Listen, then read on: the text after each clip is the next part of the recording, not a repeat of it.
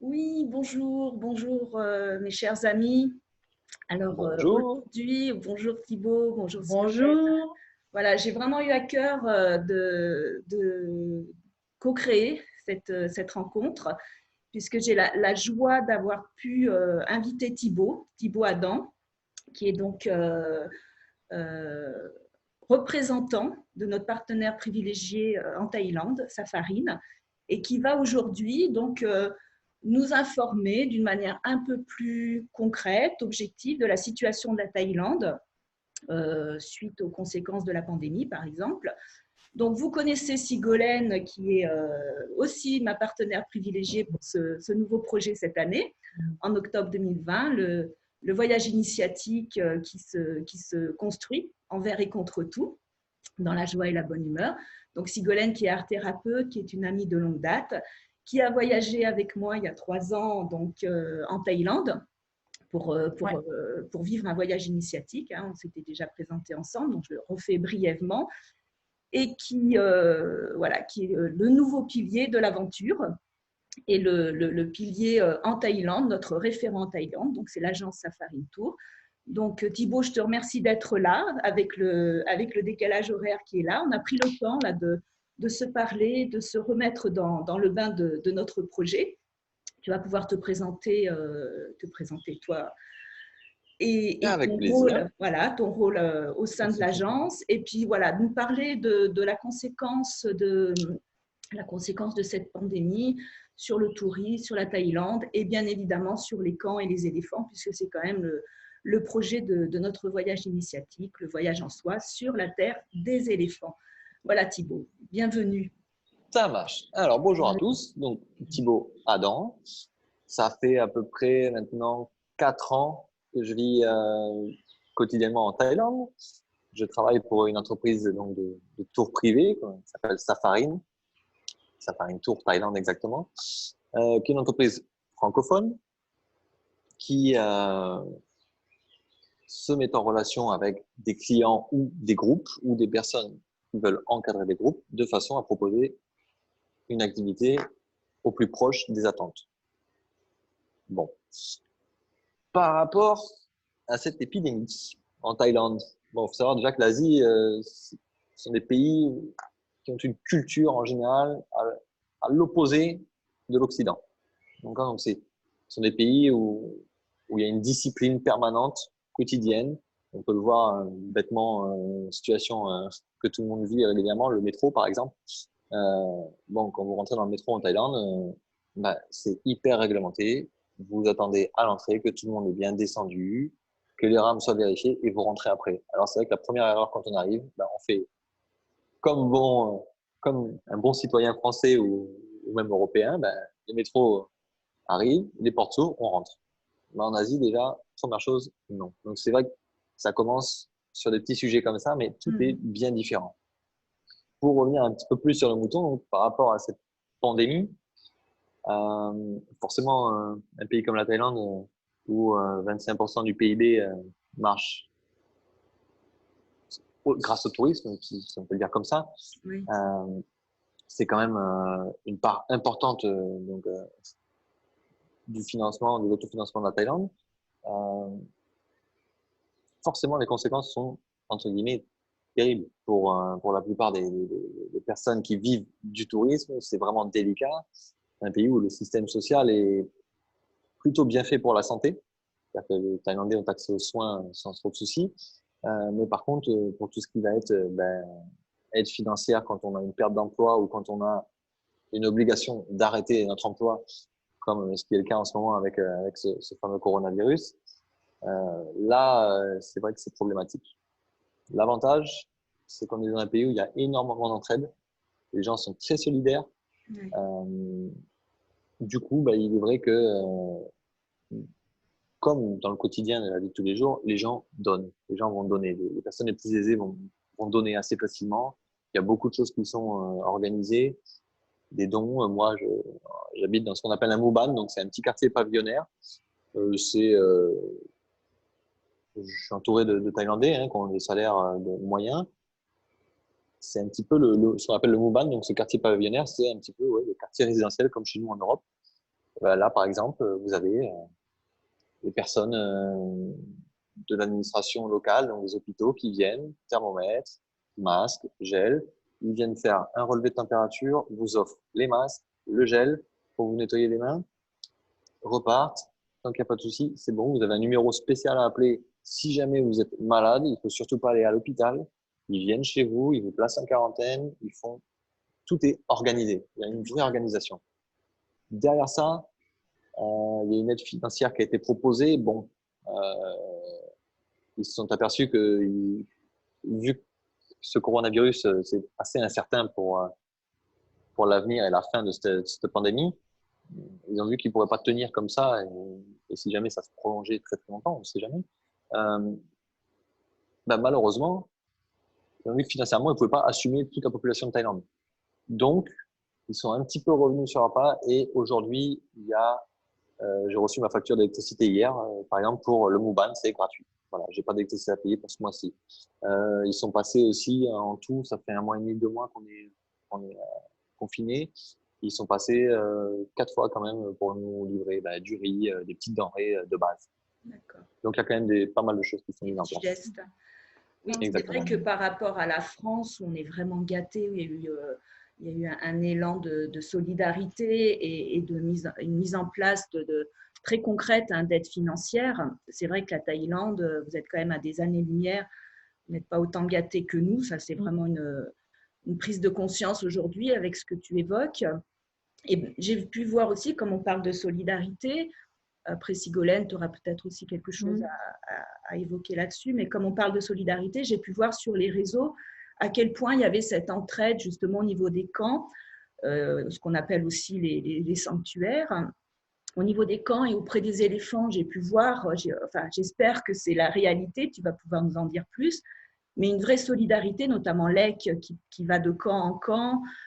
Tong aussi, j'ai vu qu'elle allait aider, qu'elle amenait de la nourriture. Enfin voilà, je me suis dit, tiens, il y a vraiment quelque chose qui se passe. C'est comme s'il y avait un regroupement de bonne volonté. Et je voulais savoir, ma question pour être plus précise, c'était est-ce que ça concerne tous les camps ou est-ce que les camps à touristes, les manèges à touristes, on va dire, se préoccupent autant aussi de leurs éléphants? Comment tu as ressenti, toi, cette affaire-là? Alors, si je peux le dire comme ça, c'est du cas par cas. C'est-à-dire que, en gros, tu as effectivement Pi Chailek qui s'occupe des pachydermes depuis un peu plus de 25 ans maintenant, donc qui a une connaissance et qui a mis en place ce label ENP, donc Elephant Nature and Protection, qui, elle, vraiment voue sa vie au pachyderme. Donc, en ces périodes compliquées où effectivement, c'est pas que il y a eu une baisse de rentrée d'argent, c'est qu'il y a eu une coupure nette de rentrée d'argent. C'est-à-dire que du jour au lendemain, pauvre fini, zéro, sans prévenir. Donc c'est vrai que c'était un choc et c'était très compliqué pour beaucoup de sanctuaires et autres camps d'éléphants en Thaïlande. Après, donc, il y a l'EC qui, effectivement, dans la mesure du possible, se déplace et vient en aide aux personnes qui sont dans l'urgence. Pour ceux qui ne reçoivent pas forcément d'aide ou autre, il ne faut pas oublier qu'on est en Thaïlande, d'accord? Il y a énormément de parcs nationaux et que les éléphants, à la base, viennent de leur milieu naturel.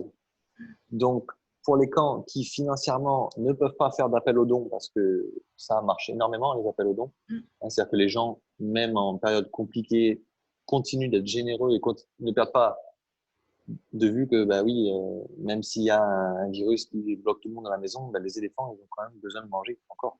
Et que c'est un apport, un besoin financier qui est énorme.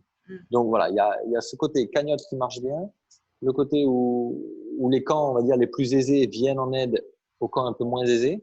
Et puis la dernière chose qui se passe, c'est que pour ceux qui sont vraiment coincés, les maouts rentrent chez eux avec leurs éléphants et mettent leurs éléphants en pâture. Parce que financièrement, ils n'ont pas les moyens de les garder au camp et d'acheter de la nourriture. Donc voilà un peu les 3 choses qui s'organisent. Alors, c'est presque une bonne nouvelle pour les éléphants, puisque j'ai vu effectivement qu'il y avait des mouvements d'éléphants qui retournaient dans un contexte du coup plus naturel et sans touristes. Donc, bien sûr. moi, ça me réjouit quand même. Je sais que c'est pour bientôt un retour à leur réalité, c'est-à-dire que les Maouts vivent aussi avec leurs éléphants et ont besoin de gagner de l'argent, sinon ça pauvrétise évidemment encore une large part de la population de taille. Avec toutes les conséquences qu'on connaît, d'aller mendier dans les villes, de ne pas savoir nourrir sa famille. Donc, on est vraiment sur ces passerelles très, très fines du soin aux éléphants et la sortie du conditionnement, comme tu disais tout à l'heure, des Maouts vers la bientraitance. C'est-à-dire de pouvoir conjuguer à la fois leur présence et la nécessité de travailler avec l'éléphant, mais dans l'alliance, ce qu'évoquait tout à l'heure Sigolène, hein, tu peux peut-être en dire quelque chose justement de l'alliance. Et je crois que là, grâce ou à cause du Covid-19, on peut toucher à quelque chose de l'ordre de la mutation, de la transformation d'un état d'esprit. Et ça, je trouve ça assez positif. On verra la suite, hein, on verra comment ça va se concrétiser, mais voilà. Pour moi, il y a quelque chose de tranquille avec ça, c'est-à-dire que les éléphants, ils essayent autant que possible d'en prendre soin. Et ça, je laisse Sigolène répondre par rapport à ça et après, je vous donnerai mon point de vue par rapport à ça qui va plutôt dans ton sens et ça a plutôt du positif. Mais je laisse d'abord Sigolène répondre. Sigolène. Moi, j'ai pas l'expertise de Carole par rapport vraiment aux éléphants, puisqu'on y est allé un peu en tourisme, mais on les a bien côtoyés quand même. Ce que j'ai constaté, c'est depuis la crise, on va dire ça comme ça, un rapport différent à l'animal qui existait déjà, mais qui a été transcendé par les réseaux sociaux. On recevait des animaux qui allaient en ville et qui étaient chez eux en ville, alors qu'ils n'avaient rien à y faire. Et donc, on voit bien qu'il y a une histoire de territoire et de changement d'attitude par rapport à la domestication. Et donc, cette aventure qu'on essaierait de faire vivre, c'est vraiment… et moi-même, au départ, j'étais un peu chagrinée sur le fait de ne pas monter, parce que quand on est allé avec Carole, on est monté à cru sur l'éléphant et j'ai vraiment ressenti quelque chose de très fort. Mais en fait, plus ça va, plus on doit trouver en nous qui on est par rapport à qui est l'animal dans sa vérité. C'est pas l'animal qui se met à notre disposition. On est juste côte à côte et du coup, voilà, il y a une espèce de résonance qui se fait. D'ailleurs, de plus en plus, il y a de la thérapie qui se fait grâce aux animaux. Donc, moi, je suis thérapeute, donc c'est un peu mon dada. Voilà, mais voilà, c'est vraiment dans cet esprit que du coup l'idée de Carole de vraiment d'être à côté de l'animal, ça m'enchante, ça m'enchante. Si ça enchantera aussi les stagiaires, je pense. Oui. Si je peux me permettre, d'un point de vue physique, tout à l'heure on parlait de ton métier de thérapeute, Sigolène, et plus précisément d'exprimer les choses sur papier via les dessins. Si on regarde l'image que nous donne l'image que l'on a quand un homme monte un éléphant, qu'est-ce qu'il y a? Il y a cette image de supériorité pour moi. C'est-à-dire que quand je suis totalement conscient et je suis totalement d'accord, effectivement, quand on monte à cru sur un éléphant, c'est une sensation. Il n'y a pas tellement de mots pour décrire cette sensation-là. Il faut le vivre. Par contre, on est toujours dans ce côté supériorité. Je trouve, c'est un point de vue. Hein. Et c'est vrai que dans cette approche où on est quelque part, l'éléphant, les 4 pattes sur terre et nous, nos 2 pattes sur terre aussi, nos 2 jambes sur terre, on est à échelle égale. On est, pour moi, il n'y a pas de supériorité ou d'infériorité. Quand on est à côté de l'animal, on est à armes égales. Il est plus puissant, on est moins puissant et c'est comme ça que ça doit jouer. Comme ça que ça peut être intéressant à jouer. Après, il ne faut pas oublier que, comme le rappelle Sigolène, il y a aujourd'hui, il me semble que c'est beaucoup pour les autistes. Moi, j'ai une cousine qui est atteinte d'autisme. La thérapie avec les animaux, notamment les chevaux, ça fait énormément. Elle, ça marchait beaucoup avec les chats. Alors, voilà, ça dépend un peu aussi des personnes. Les chats, c'était son dada et c'était quelque chose de magique. Donc, effectivement, le contact physique apporte quelque chose. Apporte vraiment quelque chose. Donc, c'est vrai que c'est compliqué entre le fait de monter à cru tout en respectant l'animal, c'est-à-dire que ce soit lui qui accepte et lui qui vienne vous proposer ça, de bien vouloir vous laisser monter, et ne pas monter du tout. C'est vrai que c'est pas évident de trouver le juste milieu. Je pense que le plus important, c'est d'être dans le total respect de l'animal. Voilà. De voir que l'animal se laisse faire et qu'il n'y ait pas d'ordre qui soit donné, que vous puissiez l'approcher et commencer à grimper, il se laisse faire. Bon, je pense que là, effectivement, ça ne dérange pas l'animal, du moment que lui se laisse faire. Je pense que c'est ce qu'on apprend un petit peu quand on vient en Thaïlande via le voyage, le voyage en soi sur la terre des éléphants. Sur la terre des éléphants. Et je pense que c'est un peu ce qui ressort, quelque part. Je pense que c'est un peu ce que tu essayes de transmettre, Carole, de par ces choses-là, c'est-à-dire de vraiment trouver sa place et être à l'écoute de l'autre. Ouais, c'est extrêmement thérapeutique et vraiment, j'ai un cœur gros comme ça pour l'équipe Safarine, hein, tu le sais, mais j'aime le dire et le redire parce que j'ai vraiment trouvé avec vous, avec David, enfin à chaque fois et avec toi et à chaque intervenant, sans parler de Tic et Dino, chacun, vous êtes là, vous êtes vraiment très présent et vous avez cette sensibilité. Je dirais que pour moi, c'est vraiment une aventure humaine qui permet, alors qui me fait un bien fou hein, sur le plan personnel, mais aussi quand je vois comment ça permet à d'autres personnes de se reconnecter à leur véritable nature. Et que vous êtes là en arrière-plan pour tisser ça avec moi et bientôt avec Sigolène, pour moi, c'est beaucoup de joie. Je me dis, waouh, il y a quelque chose qui se passe sur le plan de notre humanité. Tu vois, ça ouvre, vraiment, il y a une ouverture. Et les éléphants permettent ça, mais plein. Évidemment, les chats, enfin, moi, je vis avec les chats. Enfin, les animaux, c'est un exemple, vraiment… mais… les animaux, les enfants aussi le permettent parce qu'on peut, voilà, on va pas trop durer sur notre entretien, on en fera d'autres, mais c'était pour moi une évidence de pouvoir aussi aller rencontrer les enfants parce que dans leur état de simplicité et de comment je peux dire, enfin de pureté, parce qu'en fait, ils sont pas encore. Le souci avec les éléphants tels qu'ils sont encore maintenant, s'il y a, c'est qu'ils ont été apprivoisés, ils ont été conditionnés. Et pour les enfants, c'est la même chose. Ils sont des âmes pures et voilà. Et on aurait plus à apprendre aussi à regarder vraiment les enfants. C'est la même chose. Et évidemment à leur donner un cadre, mais ça n'empêche pas. Et vraiment une éducation qui respecte qui ils sont, parce qu'on est tous différents et qu'on a tous quelque chose à apporter au monde. Ouais, bien sûr. Une éducation joyeuse et heureuse. Et pour les éléphants, idem. Je sais qu'il y a beaucoup de transformations par rapport justement au dressage. Moi, j'espère bien qu'un jour, il y aura beaucoup plus d'éléphants sauvages que d'éléphants domestiqués. Voilà, on est dans les passerelles, on fait de notre mieux. Avec Safarine, on a toujours choisi les camps les plus éthiques possibles et c'est des moments merveilleux. Ça donne des moyens à ces camps de pouvoir tenir leurs projets, de pouvoir acquérir d'autres éléphants, de les sauver de la maltraitance. Il y a une éducation des Maouts qui se fait grâce aussi à notre présence parce qu'on leur montre quelque chose de possible, d'être juste à côté de l'éléphant, d'être dans le pas de l'éléphant.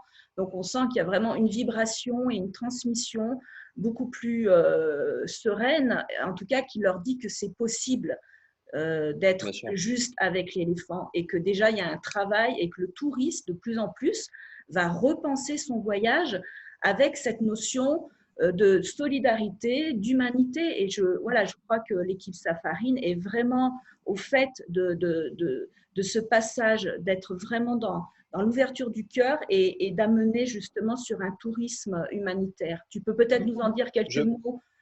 Je pense que personnellement, de toute façon, c'est indispensable. Je veux dire, en fait, l'humanité avance tous les jours et on se rend de plus en plus compte que voilà, on va être obligé de revenir un petit peu à des valeurs de base quand même. Parce que voilà, la mondialisation, c'est bien. On en a l'exemple même en ce moment. Une pandémie et tout est fermé, tout est bloqué. Alors, on sait très bien communiquer, la preuve aujourd'hui. Hein, on peut communiquer, on est en 10 000 km les uns des autres, mais on arrive à communiquer. Et cette communication, on ne l'utilise pas correctement. Donc, pour rebondir sur ces petits éléphants, effectivement, comme tu dis, Carole, moi, j'ajouterais juste une chose, c'est que le marché des éléphants aujourd'hui en Thaïlande, parce que il faut appeler un chat, c'est un marché, il répond à une demande. Et c'est effectivement, Carole, tu as raison, en changeant la demande qu'on va Ouais. changer les façons de faire. Ouais, ouais. Ce sont des choses qui prennent du temps, mais nous, avec Safarine, on est très attentifs à ce genre de choses. On a été les premiers à proposer ce camp donc à Chiang Mai avec lequel on travaille, où il n'y a plus de contact physique, c'est un contact à distance, qui ne gâche en rien ce que peut apporter l'éléphant. Le fait de ne pas toucher l'animal n'enlève en rien l'apport bénéfique qu'a cette expérience. Voilà. Donc pour moi, effectivement, voilà, la petite conclusion, c'est ça, c'est on répond toujours à une demande, il faut changer la demande pour avoir on peut le tourner comme ça, pour avoir une belle réponse, il faut changer la demande, je pense. Merci, merci. Vraiment, merci Thibaut de pouvoir le dire avec ces mots et ça me touche beaucoup et ça fait écho. Enfin, voilà, si j'avais besoin d'une autre motivation pour tenir ce projet du voyage en soi sur la Terre des éléphants, qui est un voyage initiatique et spirituel, puisqu'on amène vraiment cette ouverture du cœur et de l'âme et comment on se rencontre soi avec cette ouverture-là et ce changement de paradigme. Donc, pour moi, c'est vraiment un pas de plus. Et voilà, si j'avais besoin d'une raison de plus pour tenir le projet et qu'il devienne pérenne auprès des éléphants, des camps et de toute la structure des familles de Maout, hein, vraiment d'être dans une entraide et auprès de l'équipe Safarine aussi, parce que vous êtes moteur et vous faites évoluer les choses. Moi, je dis OK, j'y suis, quoi, et j'espère bien y être fin octobre avec un joli groupe, vraiment dans une belle énergie et en collaboration avec Sigolène. J'ai vraiment beaucoup de joie d'être avec Sigolène dans ce projet et je peux que redire que c'est OK avec Safarine et que ça sera toujours. Et on va faire grandir ça. Moi, je pense qu'on est vraiment sur la bonne voie pour repenser le voyage, pour repenser le tourisme et pour être dans une autre philosophie de rencontre. Et ça, puis pour se retrouver un peu avec soi. Et oui. La Thaïlande, il faut savoir, une petite parenthèse par rapport à ça, la Thaïlande, c'est un très beau pays pour se retrouver, effectivement. Il faut savoir que culturellement, en Thaïlande, il est très mal vu de critiquer le physique des autres. C'est très mal vu. Ça ne se fait pas. Par contre, mettre en valeur la personne, dire qu'elle est belle, qu'il est beau, ça se fait énormément. Et nous qui venons de sociétés occidentales, alors on ne fait pas du cas par cas, hein, mais dans les sociétés occidentales, c'est vrai qu'on a une critique qui est, on va dire, assez facile. Par contre, on va avoir un peu plus de mal à peut-être mettre en valeur ou mettre en avant la personne. Donc c'est vrai que le voyage en soi sur la Terre des éléphants porte plutôt bien son nom et la Thaïlande c'est un très bon pays pour ce genre de choses parce que c'est vrai que voilà, quand vous venez en Thaïlande, vous êtes sûr déjà, vous n'avez pas ce souci à vous faire de la critique et qu'est-ce que l'autre va penser, quelle est l'image que je vais jeter à l'autre, que je vais donner à l'autre. Et ça, c'est quelque chose c'est un grand plus pour se retrouver un peu en soi. Ah oui, moi c'est que du bonheur quand j'y suis. Pourtant, la Thaïlande, mais ça sera l'objet d'une autre rencontre. Thibaut, c'est quand même un pays très particulier. Hein. On sait qu'il y a aussi les zones d'ombre et justement, on est là pour semer, pour pouvoir faire grandir autre chose et d'être vraiment dans une autre rencontre de nous à nous, de nous aux autres et de pouvoir apporter à ce magnifique pays aussi une façon plus éthique de voir son rapport aux touristes. Ça fera l'objet d'un autre chapitre. Parler de la solidarité, parler de l'écotourisme, je pense que ça peut faire, c'est un sujet complet aussi. On pourra se rencontrer de nouveau, pour voir où vous en êtes, vous, par rapport à ces propositions de plus en plus écologiques, puisque ça, avec Sigolène, ça nous touche beaucoup. Donc, j'ai vraiment à cœur de renouveler nos rencontres. C'était très joyeux pour moi. Sigolène, est-ce que tu veux dire le mot de la fin et puis, Oui, j'aime être nourrie comme ça parce qu'en fait, on parle de Safarine, de la proposition du voyage, mais en fait, on voit qu'en ayant à cœur de proposer aux autres, on se nourrit soi-même de cet objectif commun qui sont les justes relations humaines et qui passe ici par la rencontre avec les éléphants, participer au changement à une échelle de l'humanité. Voilà. à une grande échelle, parce que c'est pas en fermant les frontières, c'est pas en continuant à se confiner, enfin c'est nécessaire, hein, mais voilà, on voit aussi que par rapport au traumatisme psychologique dont on parle peu, il va y avoir quelque chose à retrouver de différent. Et c'est Et tu vraiment dans sais, cette hein, différence de tisser des passerelles, de tisser des liens que voilà qu'on va se nourrir vraiment. une goutte d'eau plus une goutte d'eau plus une goutte d'eau, ben, à la fin, Ah, on remplit un vase. Hein. C'est le ça. gentil colibri, bien sûr. Exactement. C'est tout bête, mais Et merci c'est une belle Thibaut image. De cette belle rencontre, de ta jeunesse, voilà, de ta participation qui n'était peut-être pas évidente au départ. Et Ben, c'est voilà, moi qui vous vraiment, remercie. Écoutez, merci on essaie de infiniment. se familiariser un peu avec les choses, mais Oui, oui, ma oui, foi, mais voilà, il y aura d'autres ça s'est pas rencontres. trop Je mal pense que passé. c'est vraiment important de tenir le fil, de nourrir ce projet et de savoir où vous en êtes aussi, vous, sur Je pense que place. ça peut Donc, être intéressant d'avoir une rencontre un minimum d'une fois par mois. Ça peut être ouais, ouais, intéressant. ouais, Puis ça ouais, permet c'est aussi bien aux gens, de aux savoir personnes un qui nous peu. écoutent, de pouvoir se rendre compte sur place, Tout à concrètement. fait, tout Et à fait. pourquoi pas de poser des questions. Oui, on peut aussi Ah oui. envisager un direct. On Ah, peut ah. commencer. Voilà, sait-on jamais. Ça sera une étape. Oui, Bon, je vous remercie infiniment tous les deux d'être là, merci à toi, Carole. présents à Merci ce à toi. projet. Et puis, on va se dire à tout de suite, puisqu'on va quand même Oui. débriefer entre nous. Mais on va arrêter cette séquence et que voilà, je vais publier sur les réseaux, parce que j'ai vraiment à cœur de faire grandir tout ça et d'être ensemble dans ce beau projet. À très C'est un bientôt. partage. Au revoir. À Merci, bientôt. merci. Au Au revoir les revoir. amis. Au revoir.